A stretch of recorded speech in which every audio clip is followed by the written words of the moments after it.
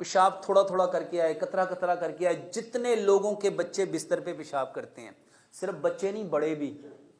ये जो अक्सर लोग कहते हैं थोड़ा थोड़ा पेशाब आता रहता है, और ख़ास तौर पे बूढ़े लोग, 10 से 15 दिन लगेंगे। और अल्लाह शाहिद है, मस्जिद में बैठा हूँ, झूठ बोलने वाले पे लानत है।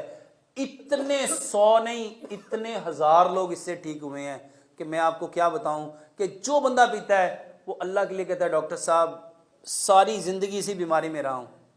अस्सलाम वालेकुम रहमतुल्लाह। पेशाब करते वक्त तकलीफ़ होती है, थोड़ा थोड़ा आता है, कभी कभी बंद ही हो जाता है, सारा दिन तक भी नहीं आता। मेरे मोहतरम भाइयों, जितने लोगों को पेशाब की तकलीफ़ है, पेशाब थोड़ा थोड़ा करके आए, कतरा कतरा करके आए। जितने लोगों के बच्चे बिस्तर पे पेशाब करते हैं, सिर्फ बच्चे नहीं बड़े भी। ये जो अक्सर लोग कहते हैं थोड़ा थोड़ा पेशाब आता रहता है, और ख़ास तौर पे बूढ़े लोग, नबीज़ पियो, नबीज़ पियो। ये जितने लोगों को प्रोस्टेट ग्लैंड का प्रॉब्लम है, ये जो पेशाब के गुदूद बढ़ जाते हैं, इवन के प्रोस्टेट ग्लैंड का कैंसर ही हो जाए, नबीज़ क्या है? 1 गिलास दूध लो, उसमें 10 बादाम डालो, 5 खजूरें डालो, आधी चाय की चम्मच सफ़ेद तिल, आधी चाय की चम्मच खशखाश और आधी चाय की चम्मच चारों मगज़। इसको सारी रात पड़ा रहने दो। सुबह नाश्ता करने के 1.5 घंटे बाद बादाम का छिलका उतारो, खजूर की गुठली निकालो, उसी पानी में उसको ग्राइंड करो और ये चाय की तरह घूंट घूंट करके पियो। और फिर सुबह को दोबारा फिर बना लो, दोपहर के खाने से 1.5 घंटा बाद इसको दोबारा फिर पियो। मैक्सिमम 10 से 15 दिन लगेंगे। और अल्लाह शाहिद है, मस्जिद में बैठा हूँ, झूठ बोलने वाले पे लानत है। इतने 100 नहीं, इतने 1000 लोग इससे ठीक हुए हैं कि मैं आपको क्या बताऊं कि जो बंदा पीता है वो अल्लाह के लिए कहता है डॉक्टर साहब सारी ज़िंदगी इसी बीमारी में रहा हूं।